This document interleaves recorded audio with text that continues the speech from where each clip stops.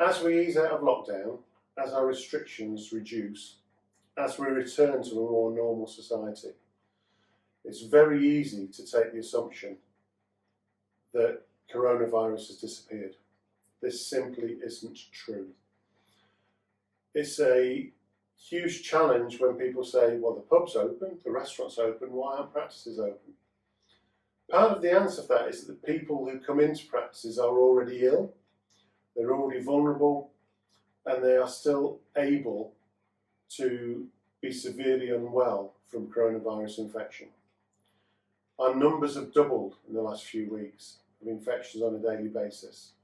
The new Delta variant, which has come from India, is actually causing more infections than the original virus caused.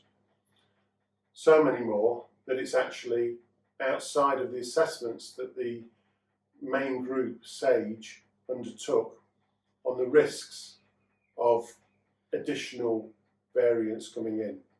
They only had a worst case scenario of 50% extra transmissibility.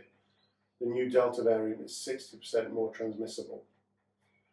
They also assumed that nothing would get through anyone who's had 2 doses of vaccine. And unfortunately, we know now that the Delta variant has 10% vaccine escape. So for every 10 people vaccinated, one of them is going to be prone to catching and suffering from the Delta variant. We also know you're more likely to end up in hospital with it than the original coronavirus infection. Coronavirus is still out there. It is vitally important, if you have a cough or a temperature, or if you lose or change your sense of smell or taste, you should be getting a proper test, a PCR swab test from one of the main testing centres. The lateral flow tests that are free from a chemist are only for people without symptoms. They are absolutely not reliable for people who have symptoms.